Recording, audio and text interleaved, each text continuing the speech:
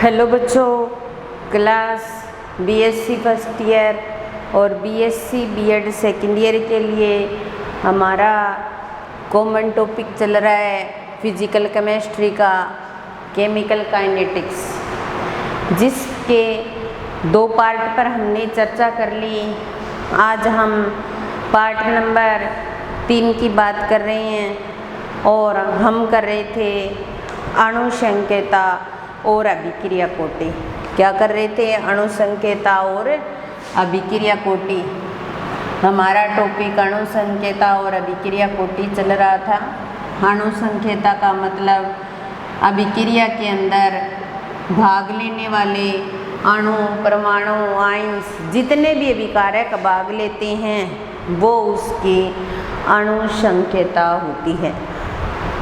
और अभिक्रिया कोटि वह जो अभिक्रिया का वेग निर्धारित करें, या फिर कुछ रिएक्शंस ऐसी भी होती हैं जिनके अंदर जो रिएक्शंस होती है वो 2-3 स्टेप में कंप्लीट होती है। जो स्लो स्टेप होता है वो ही इसका वेग निर्धारित पद माना जाता है, यानी कि स्लो स्टेप में भाग लेने वाले अभिकारक ही अभिक्रिया कोटि का निर्धारण करते हैं। तो इस प्रकार अणु संकेता और अभिक्रिया कोटि में हम डिफरेंस की बात करें तो पहला डिफरेंस तो डेफिनेशन से हो जाएगा कि इसमें जितने अभिकारक भाग लेंगे वो सारे गिने जाएंगे, लेकिन अभिक्रिया कोटि में कोई ज़रूरी नहीं है गिनना। दूसरा, जो अणु संकेता है वो एक सैद्धांतिक पद माना जाता है, सैद्धांतिक पद, लेकिन ये एक प्रायोगिक राशि मानी जाती है। क्या मानी जाती है? एक प्रायोगिक राशि मानी जाती है। प्रैक्टिकल के आधार पर डिसाइड कर सकते हम, प्रायोगिक राशि मानी जाती है। इसका मान हमेशा ही कैसा होता है? पॉजिटिव होता है, लेकिन इसका मान शून्य भी हो सकता है। अणु संकेता का मान हमेशा ही क्या होती है? एक पूर्ण संख्या होती है। हमेशा ही क्या होती है? पूर्ण संख्या होती है, लेकिन इनका मान शून्य भी हो सकता है, भिन्न भी हो सकता है, भिन्न में भी हो सकता है, दशमलव में भी हो सकता है, दशमलव में भी हो सकता है। तो ये होती है अणु संकेता, और ये कुछ डिफरेंस थे जो अणु संकेता और अभिक्रिया कोटि को निर्धारित करते हैं।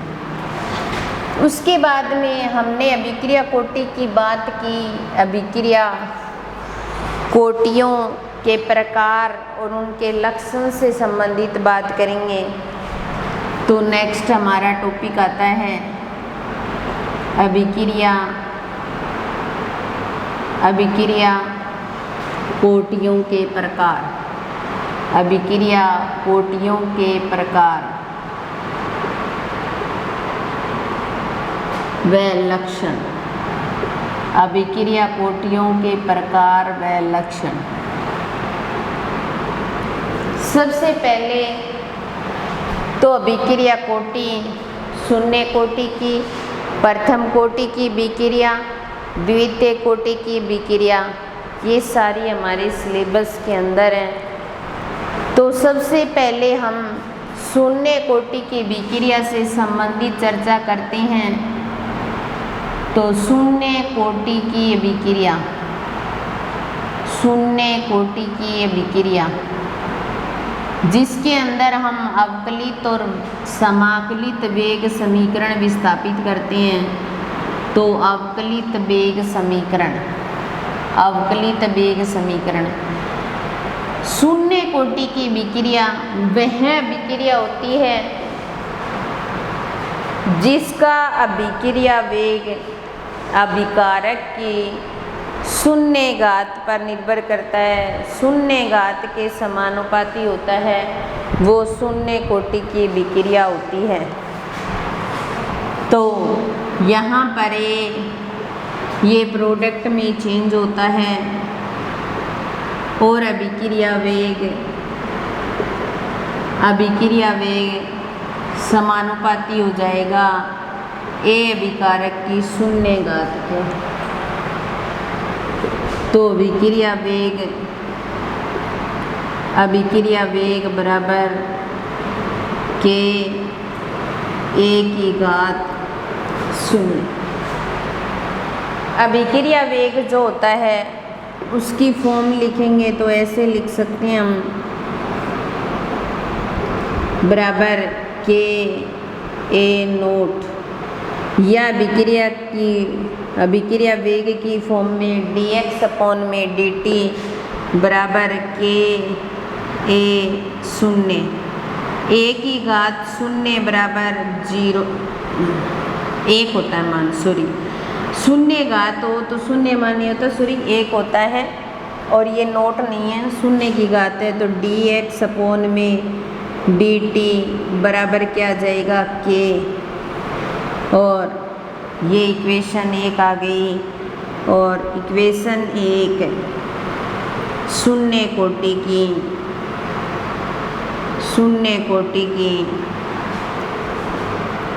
अवकलित वेग समीकरण है, शून्य कोटि की अवकलित वेग समीकरण है।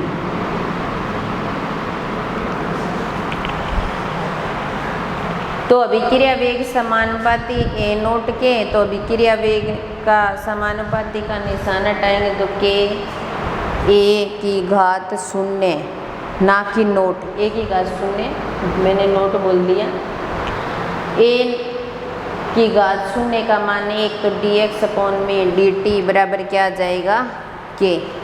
तो ये शून्य कोटि की अवकलित वेग समीकरण है जिसका अभिक्रिया वेग अभिकारक की प्रारंभिक सांद्रता पर डिपेंड नहीं करता, अभिकारक की प्रारंभिक सांद्रता पर डिपेंड नहीं करता।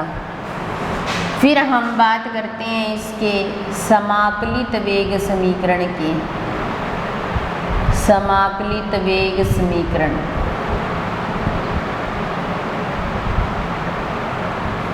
इक्वेशन 1 से, और इक्वेशन 1 हमारी क्या है, dx अपॉन में dt बराबर के, तो उसको dx बराबर के dt ऐसे लिख सकते हैं।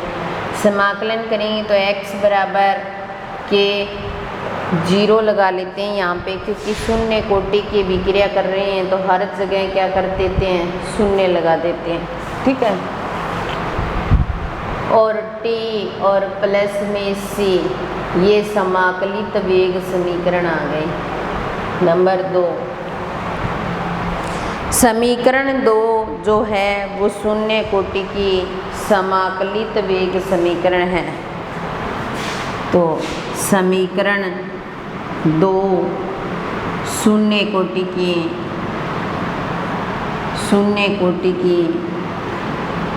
समाकलित वेग समीकरण,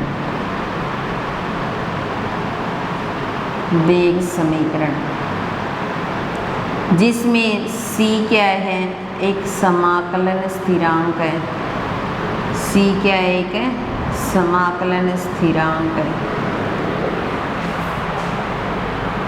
अगर t बराबर 0 हो तो x बराबर भी 0 होता है। तो इक्वेशन 2 से, तो 0 बराबर के 0 इंटू में t का मान भी 0, तो 0 हो जाएगा, प्लस c, और c का मान 0 आ जाएगा। फिर इक्वेशन 2 से, तो x बराबर के 0t और के 0 x अपॉन में t, ये इक्वेशन आ गई। और इक्वेशन 3 शून्य कोटि की अभिक्रिया है, शून्य कोटि की अभिक्रिया है। ये शून्य कोटि की अभिक्रिया। सबसे पहले प्रोडक्ट में चेंज हो रहा है। अभिक्रिया वेग जो होता है वो शून्य घात के समानुपाती होता है, इसलिए शून्य घात का मान 1 आ जाएगा, k0 a आ जाएगा। अभिक्रिया वेग को dx/dt k0 की फॉर्म में लिखेंगे। ये अवकलित वेग समीकरण हो गए। उसके बाद में हम समाकलित वेग समीकरण की बात करेंगे। तो इक्वेशन 1 से dx/dt बराबर k0 dx बराबर k0 dt, इस इक्वेशन का समाकलन करने पर x बराबर k0 t प्लस c और इक्वेशन 2 शून्य कोटि की समाकलित वेग समीकरण है और t का मान 0 हो तो x का मान भी 0 होता है, तो यहाँ c का मान 0 आ जाएगा और k0 बराबर x/t। ये क्या है? एक शून्य कोटि की अभिक्रिया है।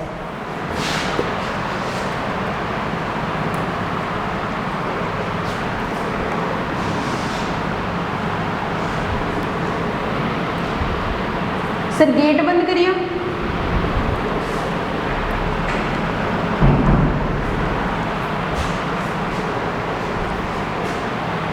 शून्य कोटि की विक्रिया के लक्षण की हम बात करते हैं तो सबसे पहले शून्य कोटि की इक्वेशन जो है वो k0 बराबर x/t होती है, ठीक है। दूसरा, इसका जो मात्रक है वो होता है मोल, लेटर इन्वर्स और सेकंड इन्वर्स। इसका जो मात्रक है वो होता है मोल, लेटर इन्वर्स, सेकंड इन्वर्स। उसके बाद में x जो होता है, x जो है वो समानुपाती होता है t के।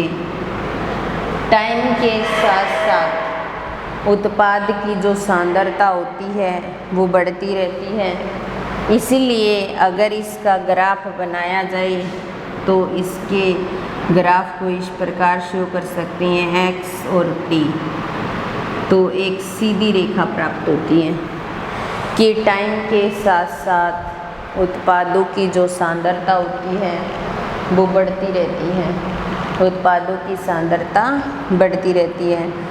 उसके बाद में शून्य कोटि की अर्धाइयों, शून्य कोटि की अर्धाइयों वो इसी के अंदर ही है, लक्षण से संबंधित पोर्शन ही होता है।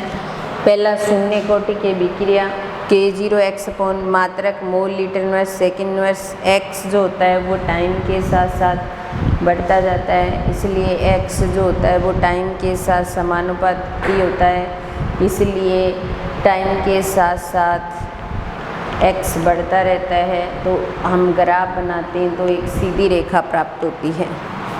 शून्य कोटि की अर्धाइयों k0 बराबर x/t, x बराबर क्या रखेंगे a/2। किसी अभिकारक के आधे समय में सांद्रता का आधा होना उसकी अर्धाई हो जाता है, तो k0 बराबर x/t ऑफ और इसका मान a/2 हो जाएगा। तो यहाँ t ऑफ निकालेंगे तो a/2 k0 अर्धायु का मान जो आ जाएगा वो आ जाएगा a/2 k0। तो इस तरीके से शून्य कोटि की विक्रिया की अर्धायु हम निकाल सकते हैं। फिर उसके बाद में हम शून्य कोटि से संबंधित एग्जाम्पल की बात करते हैं। तो जो डाई नाइट्रोजन ऑक्साइड होता है उस डाई नाइट्रोजन ऑक्साइड को, जैसे एग्जाम्पल की बात करें कि एग्जाम्पल कौन कौन से आते हैं इसके अंदर, तो N2O प्लेटिनम बायर की प्रेजेंस में जब इसको गर्म किया जाता है तो N2 प्लस O2 में चेंज हो जाता है। ये NH3 2NH3 को गर्म किया जाता है टंगस्टन की प्रेजेंस में N2 प्लस 3H2 में चेंज हो जाएगा। तो ये क्या है, शून्य कोटि की विक्रिया है। शून्य कोटि के विक्रिया से संबंधित एग्जाम्पल हैं। ये हमारी शून्य कोटि की विक्रिया जिसके अवकलित समाकलित वेग समीकरण की हमने, उसके लक्षण किए, उसके एग्जाम्पल किए और उसकी अर्धायु से संबंधित चर्चा भी हमने कर ली। अब उसके बाद में आती है प्रथम कोटि की विक्रिया। दूसरी आती है प्रथम कोटि की विक्रिया।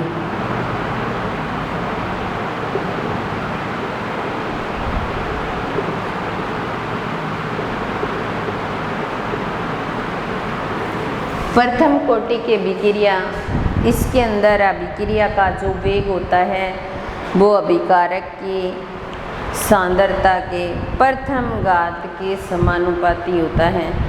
प्रथम घात के समानुपाती होता है। जैसे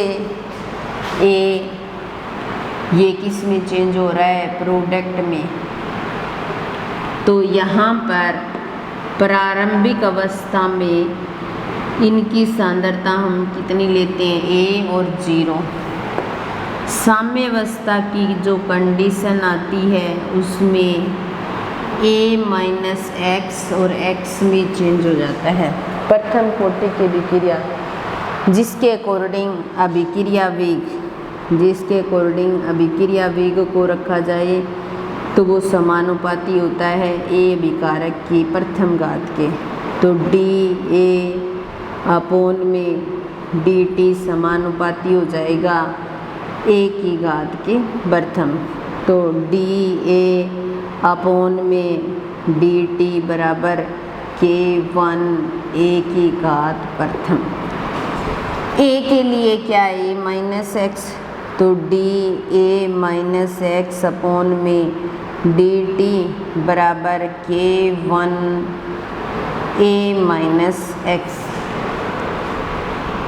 तो यहाँ जाएगा d मल्टीप्लाई करें dA अपोन में dt प्लस dx अपोन में dt बराबर K1 A minus x.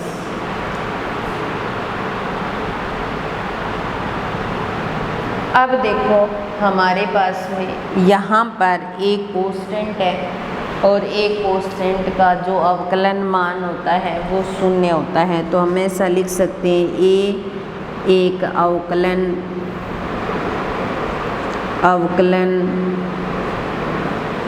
A एक कांस्टेंट है जिसका अवकलन मान शून्य होता है।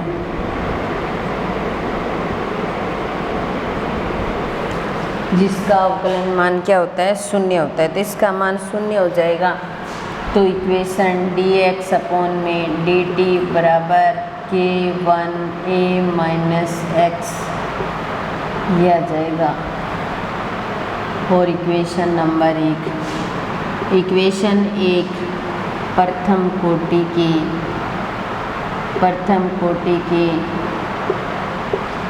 अवकलित वेग समीकरण है।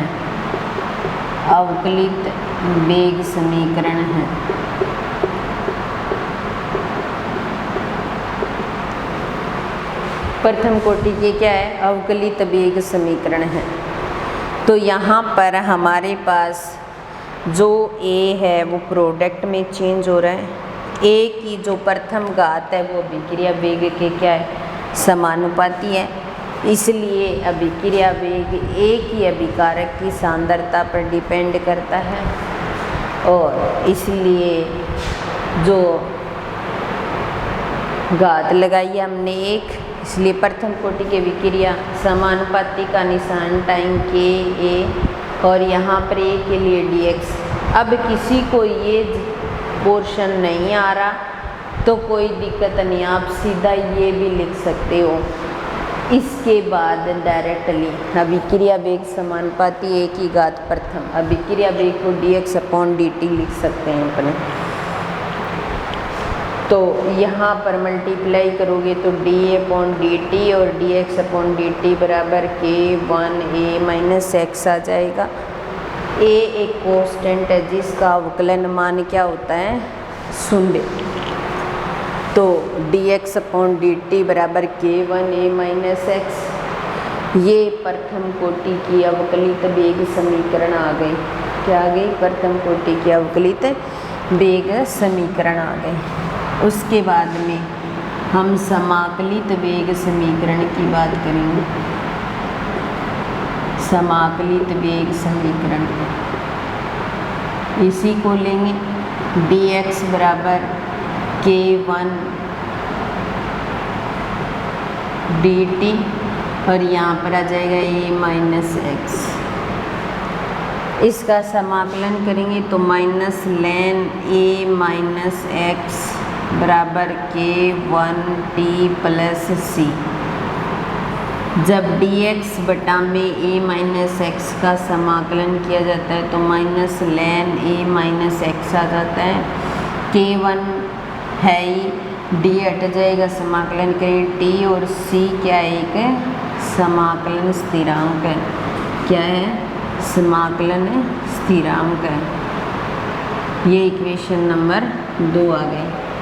जब हमारे पास t बराबर 0 होता है तो उस टाइम x भी 0 होता है।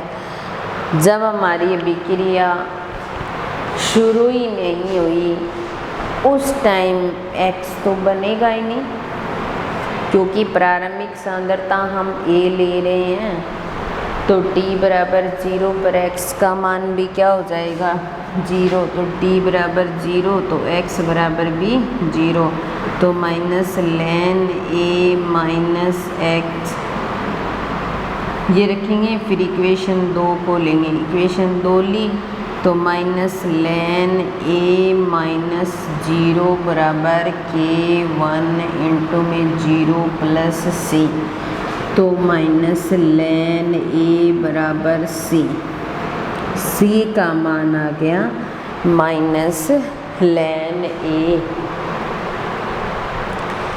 अब देखिए वापिस हम इस मान को इक्वेशन 2 के अंदर रख सकते हैं। तो इक्वेशन 2 से, इक्वेशन 2 से तो माइनस लेन a-x बराबर k1t माइनस लेन a, ठीक है। और k1 बराबर 1 बटा में t लेन a बटा में a-x। ये जो इक्वेशन है वो प्रथम कोटि की अभिक्रिया मानी जाती है। प्रथम कोटि की अभिक्रिया से इसको हम शो कर सकते हैं।